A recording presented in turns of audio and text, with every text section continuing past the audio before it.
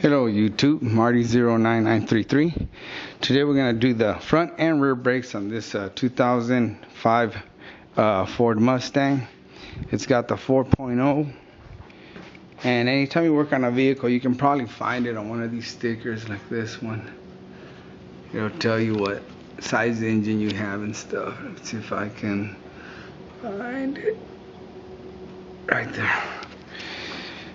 So first of all, you want to go ahead and jack up the car, put jack stands on it, which I already did. I'm missing one jack stand, so I'm gonna do it with this little, worthless jack.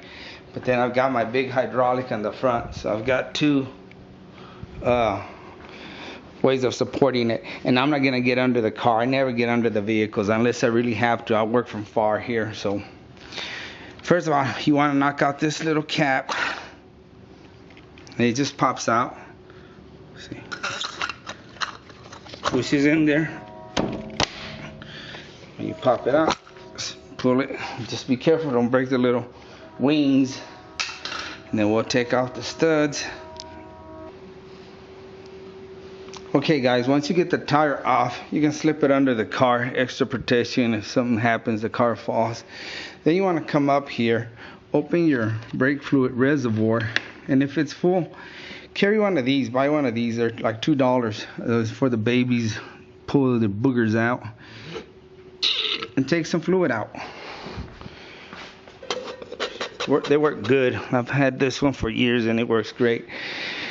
Then you come back down here. Let me get some light on here. And sometimes these calipers are on there tight. You can't even turn the wheel. So what I do is I take a screwdriver and I wedge it. Try to get a good angle here. Where we are? Right here. And I pull this way. So basically where I have it is right here at the edge. Some people don't like to do that. They think it'll mess up the caliper. I haven't had any problems, and I'll show you just how I do it. Just barely grab it, pull on it, not too much, unless you got a messed up caliper. It's gonna take a lot of force, and that's gonna compress this caliper. And see, that can spin freely, and I don't see any marks, any damage there. So now we're ready to take off this bolt. You've got two bolts holding the caliper. They're 12 millimeters. One up here, and the other one's right here. Not sure if I'm getting a good shot of it. And sometimes those suckers are on there tight. Take a hammer and whack your ratchet a little bit to break them loose. And like I said guys, if the bolts are on there tight, just take a hammer and give it a whack and loosen them up. Which I already did. I took them off. And now this is what I was talking about. Sometimes these calipers are stuck on there tight. Just take your screwdriver, pry it in there, pry it open, wiggle it out, and set it on something, or use wire and hang it up here. Just don't let it hang. Support it with a wire or something down there, a little stool or something. And then if these suckers don't want to come out, again, take the screwdriver, give them some help coming out. There we go. Once you take your brake pads off, go ahead and compare them with the new ones. You can see they're the same. And that comes with the hardware. I hate putting these damn little things in there, but it's got to get done. These are already shot. Let me show you how they look. Yeah, this one's all bent and rusted out, so yeah, they need to be changed. If they look good, sometimes I don't change them, but those do look pretty bad. And if you feel more comfortable, you can use this disc brake quiet. I go ahead and use it. You just put it on the back like this on the new pad. This is the old one. And then just smudge it around, which I'm not going to do right now, because I'll do it. That's what I do. Just smudge it around. Get it on the contact points here on the side. That way you won't have any issues with the brake squeaking. Okay guys, when you replace the software, the hardware, I'm sorry, make sure you look at it, because they do have these little clips sticking out on the side. All you do is pop them out and you put the new one in. So just slide in right there, see? Then you got the top. This is what I'm talking about. And it will matter on the back where this is, what direction this is in. I mean, it's real flimsy aluminum, so you could get away probably putting them wrong, but it would probably bend. Let me try to turn the wheel so I can show you what I'm talking about. Okay, I've turned the wheel so we can see the back side, and this is what I'm talking about. See this clip? That's the proper one that goes there, because this little thing that's sticking out isn't gonna hit nothing. Now see, if you put the wrong one, this one has that little metal sticking out. See, it's hitting against that bolt, so it's gonna give you a hard time. I mean, like I said, it's real flimsy. You could probably force it if you didn't look at it, and it'll work. But this one, see, it's got that little piece of metal sticking on this side. Best way I found is get it from the back and then just push it down. Put this in first on the back, and then just push it down, and it goes in. So I've got the front ones already, and the front ones, it doesn't matter, because see, turn this light, doesn't really matter, because see, you don't have nothing really that's gonna hit on that little metal that's sticking out, so you'll be all right on the front. Just those, like I said, you could probably get away with it if you put them in wrong. That's real flimsy, it'll probably bend and break. And when you get ready to squeeze the caliper, you can use a C-clamp, but in this situation, I don't think I have enough room. The bolt hits in the back of the caliper and brake shoes, so I'm gonna use this other tool. And sometimes this tool doesn't work with some brake pads, but I think it'll work on this one. Just turn it, yeah, it's gonna work. Yeah, I've had it where this tool doesn't work in some other ones. And then keep an eye up here on the reservoir. Make sure we don't overflow. And then just keep tightening so the caliper's pushed in, and you'll be able to put the new brakes in. You might have to go side by side if you got one of these, because it's squeezing one side more than the other one. So I'll loosen it up and move it to the other side. If you have a smaller clamp, it'll probably be easier to do it with that smaller clamp.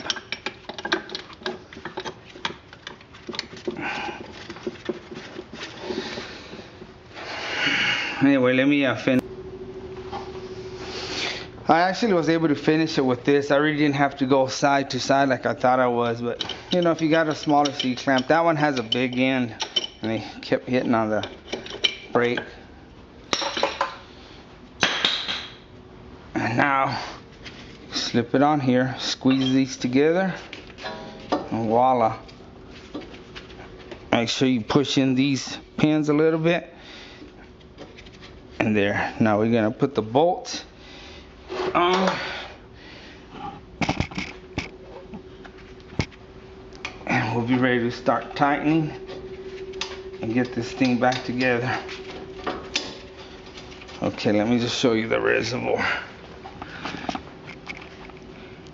See, it kind of went up. It was real low, but we're good. When you use this tool, you've got a rounded side, and then this side that's kind of dug in, just like the caliper.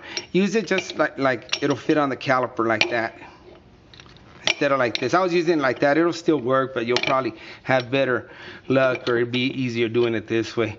Just wanted to point that out to you guys. Okay guys, my lights are kind of going out. I'm starting to lose battery power here, but I want to show you this. When you put this caliper, you got this little oval thing. It's got a flat side and then rounded sides. Make sure you put the flat with the flat on the caliper here and on the bottom. Let's see if I can put it in there with one hand. There we go. See how that went? See, it won't turn now. It locks right there on the flat surface. And the bottom one, probably have to use 2 hands. I want to get you out. It's not right, but I'll fix it here. I just got to use both hands. But just make sure that's on. I'll pull it out so you can see what I'm talking about. See how it turns? Just turn it so it's going to be on the flat side. See, like that. If it's like that, it's going to be hard to go in. And there you go. And now when you tighten it, this won't turn because the flat's on the flat, and it won't allow it to turn. Okay. Okay guys, we're done here. Went ahead and put the brake pads already on, and put the wheels back on. And always check your fluid after you're done. Make sure you're at the right level, and we're good. And also, very important, pump your brakes. If you don't, you're gonna run over somebody, or you're gonna run through your garage. Just pump them and get the fluid back in those lines, and just pump it till you feel some pressure. And we went ahead and painted those calipers red. The guy wanted them painted. It's nothing I do. We were just having fun, so we did it.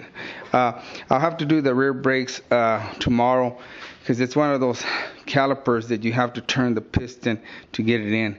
Yeah, you can use needle nose. I've done it with needle nose, but these are real old and they're too hard. I don't know how to mess with them. I just get the proper tool and do it. Okay guys, this is the next day, and this is the tool I'm talking about that you need for the rear brakes. You find which side works on your piston, and then you put it on your ratchet, and you turn it. And I did turn it a little bit yesterday with needle nose, but it's kind of a pain in the butt, so I just wanted to get the proper tool. Now another thing you can do before you lift the car, loosen the lug nuts. It'll be a lot easier. The tire won't spin on you if you're working by yourself. Just break them loose. Don't have to take them all the way out. And I'll use my impact gun. I got a cordless Craftsman. It's not that powerful, but that's why I loosen them like. Then of course jack up your car and put jack stands under it. Make sure it's secure and it's not gonna fall. I'm using a cordless impact gun from Craftsman. It's not the best. It's only $100 and it does the job, but sometimes you gotta break the lug nuts like that. I'm fixing to invest in a Milwaukee stubby. It's got a lot of power. It'll break those bolts. Show you how this one works. After you loosen it, wrong way. It's a lot quicker. You take these off.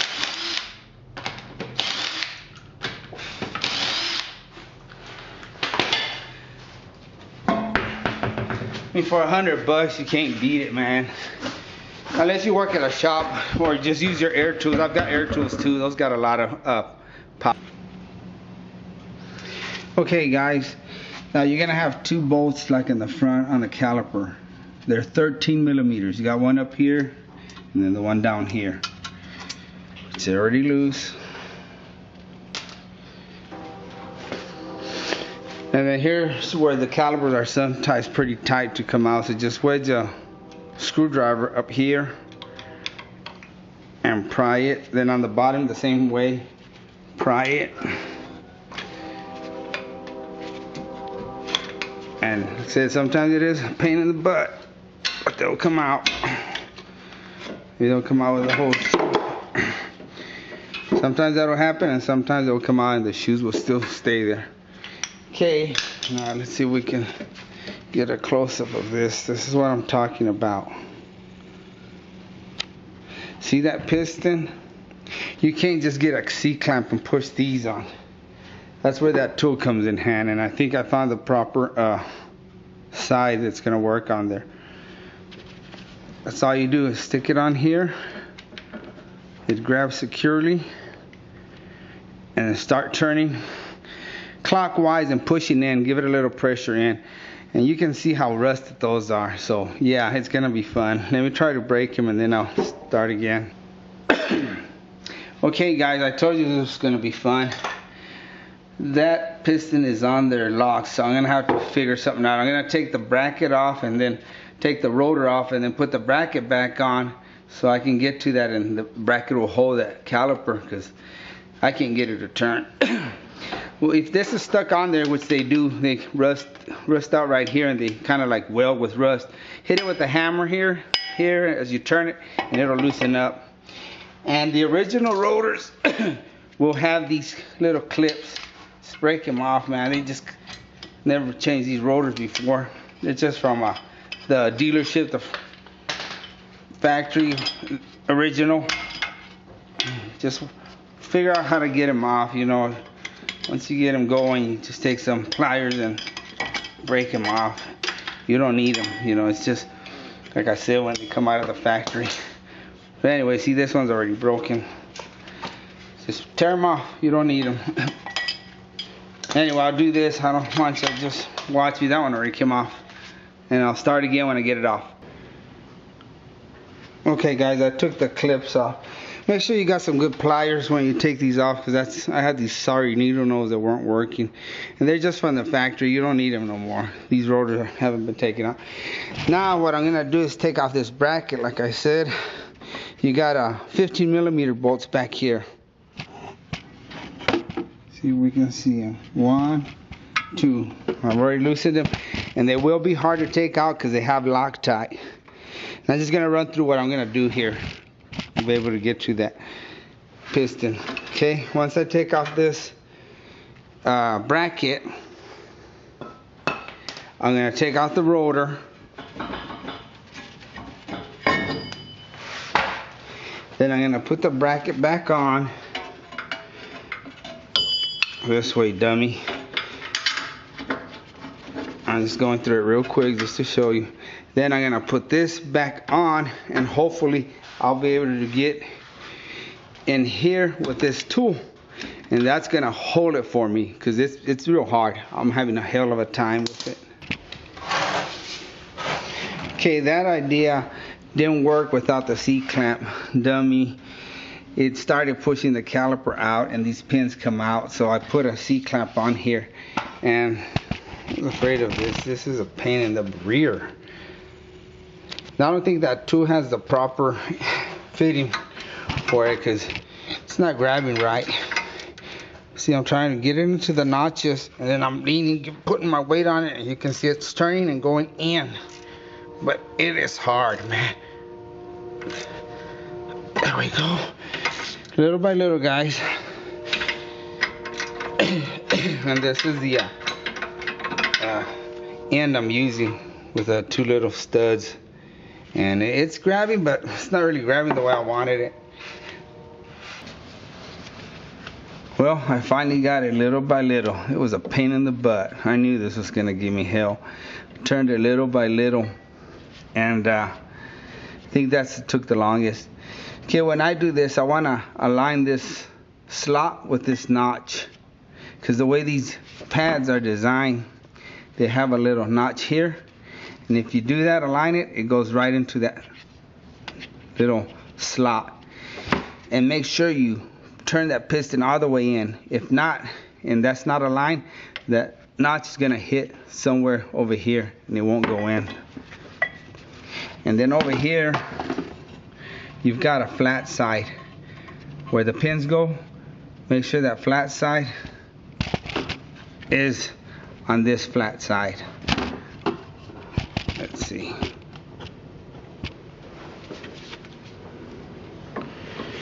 Just turn it with your hand. And the bottom one.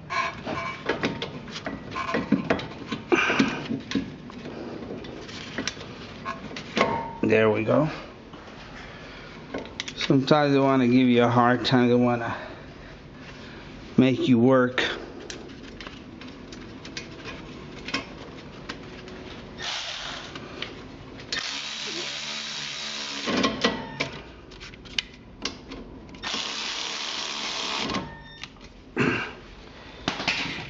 There, that's how you do those. And the same principle, same thing. You pump the brakes when you get done, get the fluid in the lines so you don't run into your garage. Now I'm going to do the other side, and hopefully it won't be that hard. I won't film the other side, it's the same thing. Okay guys, I just caught something. Make sure those little clips, see how I left one sticking out through there? Yeah, make sure they're flat. And they're not sticking out through there. That sucker don't want to stay in there. There we go. There, see? You're going to have a little resistance, sponginess. Now you put the pins. Yeah, I'm starting to kind of show my mistakes on the videos. That way, people that watch them will know what to look for and won't make that mistake. Because not every job goes easy, you know. Some people make it look easy. They take the tie rods off, and sometimes you gotta bang those real hard. Anyway, that's on there now correctly. Okay guys, I finally got the rear brakes on, and it was hell. Them pistons did not want to go in there. They did not want to cooperate.